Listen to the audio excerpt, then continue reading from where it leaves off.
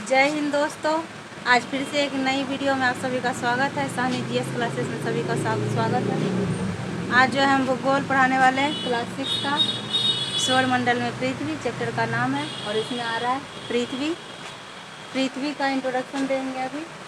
देखिए हम लिख रखे हैं सूर्य की दूरी के हिसाब से पृथ्वी जो है तीसरा ग्रह है। कल ही हम ग्रह पढ़ाए थे और उस ग्रह में बताए भी थे कि पृथ्वी जो है तीसरा ग्रह है। और अभी हम बता भी रहे हैं, इसका जो परिभाषा भी दे रहे हैं, तो परिभाषा में भी वही लिखे हैं कि सूर्य के दूरी के हिसाब से पृथ्वी तीसरा ग्रह है। आकार में पांचवा सबसे बड़ा ग्रह है। आकार में पांचवा सबसे बड़ा ग्रह है। यह ध्रुवों के पास थोड़ी सी चपटी है। ध्रुवों के पास क्या है? थोड़ी सी चपटी है। और जीवन के लिए अनुकूल परिस्थितियां संभवतः केवल पृथ्वी पर ही पाई जाती है ना। क्या हम बोले हैं? ध्रुवों के पास पृथ्वी जो है थोड़ी सी चपटी होगी, सबको पता होगा। और ये जो है कहाँ चपटी है? तो ध्रुवों के पास चपटी है। और जीवन के लिए अनुकूल परिस्थितियां संभवतः केवल पृथ्वी पर ही पाई जाती है। यहाँ हम लिख रखे हैं, देखिए पृथ्वी पर जल एवं वायु उपस्थित है। पृथ्वी पर जल एवं वायु उपस्थित है। और जल और एवं वायु उपस्थित है। और वो वायु जो हमें ऑक्सीजन के रूप में मिलता है। और पृथ्वी सौरमंडल का सबसे बड़ा अद्भुत ग्रह है। पृथ्वी नीले रंग की दिखाई देती है। पृथ्वी कैसे दिखती है? क्वेश्चन भी बनता है, या आगे चल के क्वेश्चन बनेगा कि पृथ्वी को नीला ग्रह क्यों कहते हैं या पृथ्वी नीला क्यों दिखाई देती है। तो उसका भी आंसर हम यहीं से लिखेंगे कि पृथ्वी नीले रंग की दिखाई देती है क्योंकि उसका कारण देख लीजिए, क्योंकि पृथ्वी की 2/3 भाग जो है जल से ढका हुआ है। पृथ्वी का 2/3 भाग जो है जल से ढका हुआ है। क्योंकि पृथ्वी जो 2/3 भाग जल से ढका हुआ है, इसलिए पृथ्वी को नीला ग्रह भी कहा जाता है। देखिए समझ लीजिए अच्छे से, ताकि याद हो जाए। मेरी बातों को सुनिए, ताकि आपको मैं लिखने से ज़्यादा बेहतर होगा कि आपको माइंड में आनी चाहिए इन बातों को, और सुन कर के याद हो जाना चाहिए, समझनी चाहिए। लिखा हुआ बात तो भूल जाओगे, लेकिन सुना हुआ बात नहीं भूलते हैं। तो हम फिर से बोल रहे हैं पृथ्वी का इंट्रोडक्शन। सूर्य के दूरी के हिसाब से पृथ्वी जो है तीसरा ग्रह है। क्वेश्चन दे देते हैं, सूर्य की दूरी के हिसाब से पृथ्वी कितने नंबर का ग्रह है? कमेंट में दीजिए। जिनको पता है उनको पता होगा कि तीसरे नंबर का ग्रह है। आकार में ये कैसा है? आकार में सबसे बड़ा ग्रह है।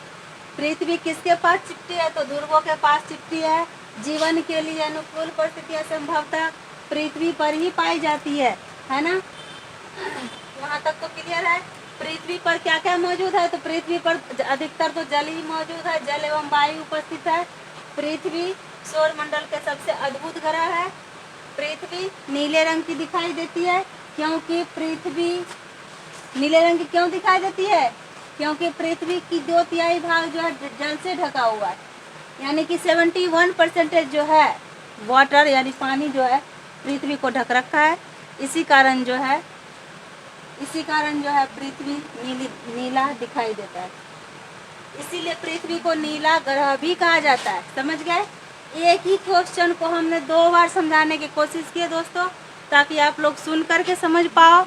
लिखने वाला बात तो दब जाएगा, लेकिन जो हम सुनाए हैं आंसर को, उसे अगर आप सुन रहे हैं तो अच्छे से तो याद हो जाएगी आपको। अभी हम चंद्रमा का भी परिभाषा देने वाले हैं। पृथ्वी हो चुकी है, अब हम चंद्रमा को परिभाषित करेंगे।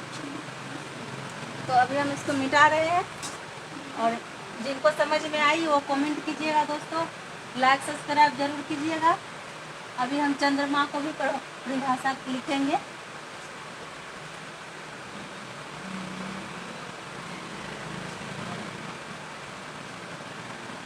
पृथ्वी के बाद आएगा चंद्रमा।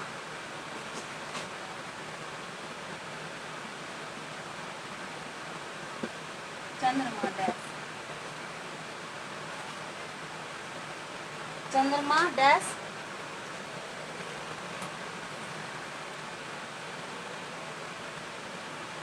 देखिए दोस्तों, चंद्रमा को अभी हम लिख चुके हैं। चंद्रमा को समझा रहे हैं, समझ लीजिए।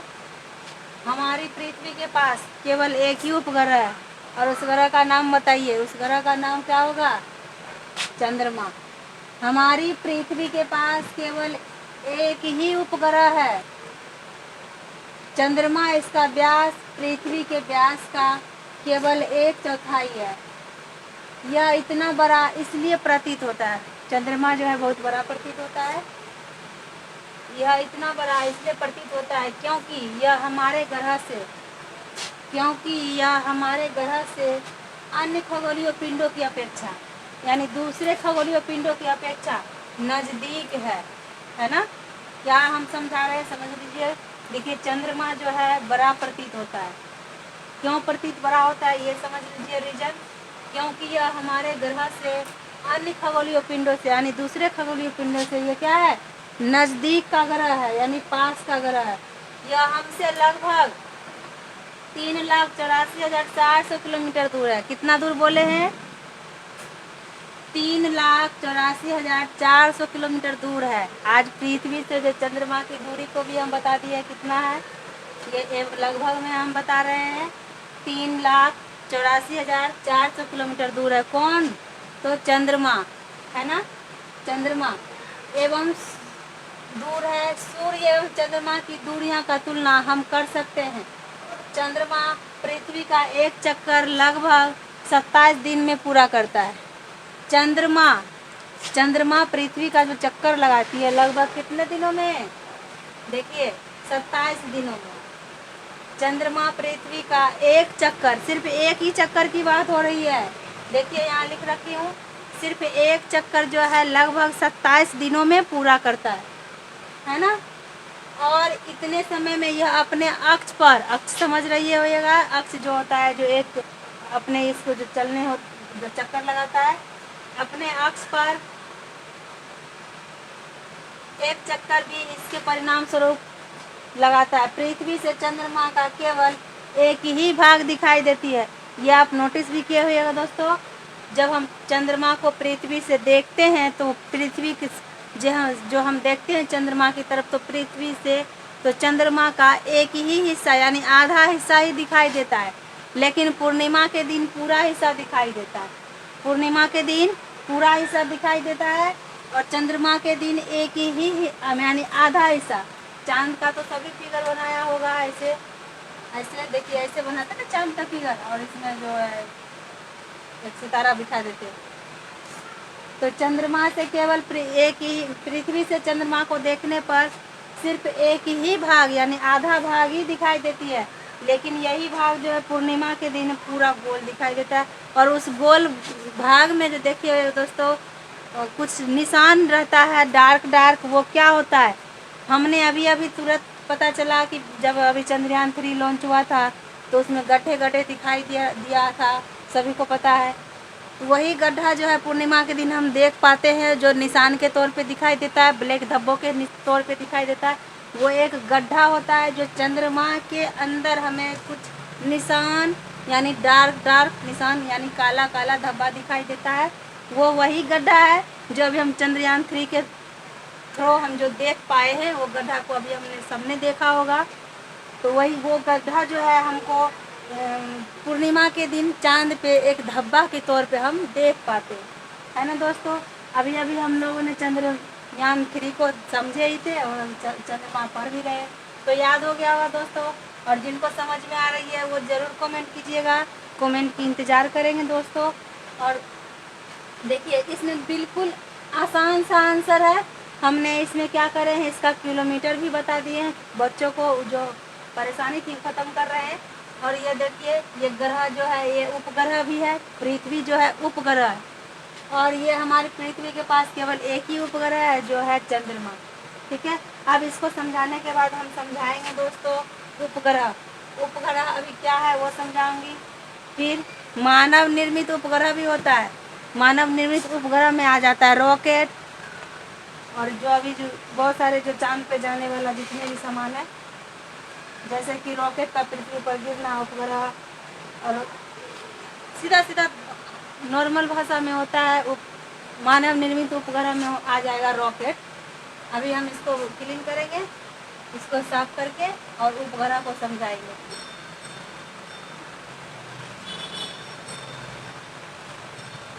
लिखने आता है तो नहीं, मिटाने आता है दोनों को।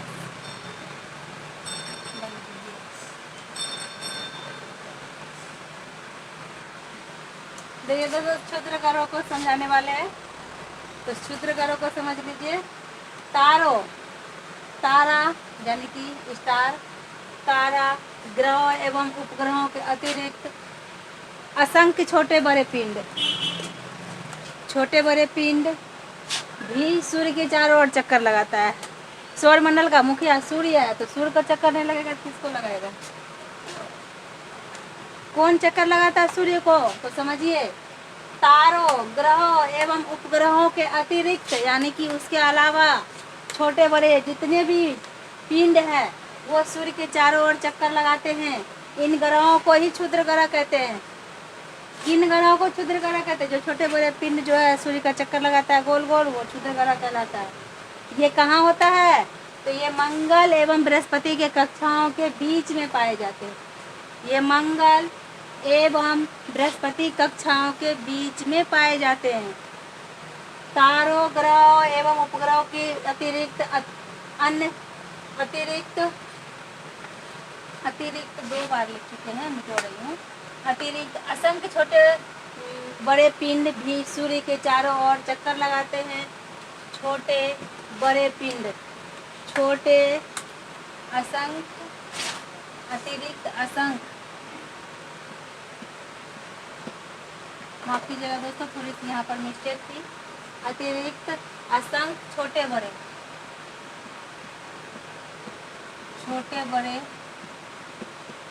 पिंड, अब सुधर गया है। छोटे बड़े पिंड भी सूर्य के चारों ओर चक्कर लगाते हैं और इन ग्रह को कौन सा ग्रह कहते हैं? तो क्षुद्र ग्रह कहते हैं। और ये कहाँ होता है? क्षुद्र ग्रह कहाँ होता है? तो मंगल एवं बृहस्पति की कक्षाओं के बीच होता है। मंगल एवं बृहस्पति के कक्षाओं के बिल्कुल बीच में होता है। इसके बाद जो है दोस्तों आता है उल्का पिंड। उल्का पिंड सुन लेते हैं क्या होता है। देखिए दोस्तों, हम लिखने से बेहतर जो याद कराने की कोशिश करती हूँ। यहाँ पे लिखना बोरिंग हो सकता है लेकिन याद करना बोरिंग नहीं हो सकता, इसलिए हम जो है बार बार आंसर को रिपीट करते हैं दोस्तों, ताकि बच्चे को जो है याद हो जाए आंसर। और जब बच्चे सुन कर के याद कर लेते हैं तो गारंटी है वो कभी नहीं भूलेगा। और जो लिख लेते हैं ना वो भूलने की चांसेस बना रहता है। तो अभी जो है हम उल्का पिंड को समझा रहे हैं दोस्तों, समझ लीजिए उल्का पिंड क्या होता है। तो सूर्य के चारों ओर चक्कर लगाने वाले पत्थर हमने गैलेक्सी में जब देखते हैं यानी आकाशगंगाओं में जब हम देखते हैं तो सूर्य के चारों ओर जो छोटे छोटे पत्थर जो है घूमता रहता है। तो सूर्य के चारों ओर चक्कर लगाने वाले पत्थरों के छोटे छोटे टुकड़ों को क्या कहते हैं? उल्का पिंड कहते हैं। उल्का पिंड कहते हैं। कभी कभी ये उल्का पिंड पृथ्वी के इतने नज़दीक आ जाता है, यानी चक्कर लगाते लगाते जो पृथ्वी के इतने नज़दीक आ जाता है कि पृथ्वी पर गिरने की संभावना बन जाती है। और जब ये पृथ्वी पर उल्का पिंड गिरता है तो बड़े बड़े गड्ढे का रूप ले लेता है, पृथ्वी में दरारें आ जाती है, जो जैसे कि महासागरों का निर्माण हुआ उल्का पिंड गिरने से हुआ ही है। पर आप पढ़े होइएगा तो पता होगा दोस्तों। तो अभी हमने बताया उल्का पिंड और क्षुद्र ग्रह। देखिए दोस्तों, मुझे चिल्ला के बोलना पड़ता है क्योंकि हमारे पास आवाज़ के लिए कुछ अवेलेबल नहीं है, जैसे कि माइक, ना लाइट, ना स्टैंड। बड़ी मुश्किल से जो भी नॉलेज है हम बच्चों के में शेयर करना चाहते हैं, बांटना चाहते हैं कि बच्चे पढ़ेंगे। जैसी भी स्थिति है सब आपके सामने है, क्योंकि बिना माइक का बोलना कैमरा में बड़ा कठिन होता है। जिन्होंने बिना माइक के बोला होगा उनको ज़रूर पता होगा कि कितना कठिन से बोला जाता है। तो हम कोशिश करते हैं कि माइक एक ले लूँ, लेकिन नहीं हो पाता है। हर चीज़ अवेलेबल करने की कोशिश करते हैं, दिन रात सोचते ही हैं पर होता नहीं। एक बोर्ड है और एक मार्कर हमारे पास और एक मोबाइल है, और उसी मोबाइल के ज़रिए जो हम वीडियो बना के पोस्ट करते हैं। जितना भी नॉलेज हमारे पास है हम सब दिखाना चाहते हैं कि आप लोग इन चीज़ों को पढ़ करके समझ करके अपनी ज्योग्राफी की क्वेश्चन आंसर तैयारी कर सकते हैं। छोटी छोटी चीज़ों को आप समझ सकते हैं। बस हमारे आंसर यहीं तक है दोस्तों। आज का वीडियो हम करते हैं यहीं पे स्टॉप। अगर हमारे वीडियो पसंद आ रहा है दोस्तों तो लाइक ज़रूर कीजिएगा, कमेंट ज़रूर कीजिएगा दोस्तों, और सब्सक्राइब करिएगा, क्योंकि हम आपके सब्सक्राइब से ही उम्मीद लगाए बैठे हैं कि अगर आप हमें सब्सक्राइब कर रहे हैं तो हम वीडियो में हमें मोटिवेशन मिलेगी, हमें हिम्मत बढ़ेगी, और जो है हमारा जो हिम्मत टूटने ना पाए ऐसा बनाए रखिएगा। आप लोग पे ही हम निर्भर है दोस्तों, तभी हमारा आत्मविश्वास बढ़ेगा कि हमारा वीडियो सभी को पसंद आ रहा है या नहीं अभी आ रहा है। तभी कमेंट कीजिए दोस्तों। अगर हमारे पढ़ाई में कोई कमी है तो वो भी कमेंट कीजिए दोस्तों, ताकि मैं उन गलतियों को सुधार करके बच्चों को अपनी जितना नॉलेज है मैं दे सकूं। और ये क्लास 6 का ज्योग्राफी है दोस्तों, कोई बड़े हाई फाई क्लास का तो है नहीं, ये क्लास 6 का ज्योग्राफी है। जिन बच्चों को क्लास में नहीं समझ में आ रहा है वो इन वीडियो के माध्यम से समझ सकता है, और समझना तो दूर, इसे याद कर लेना है। सुन करके लिखा हुआ वो रद्दी में बिक जाता है कॉपी, मुझे पता है, क्योंकि लिखने के बाद वो कॉपी जो है दब जाती है अलमारियों में। इसलिए लिखना कहाँ है तो माइंड में। तो करते हैं वीडियो को स्टॉप दोस्तों, बाय बाय।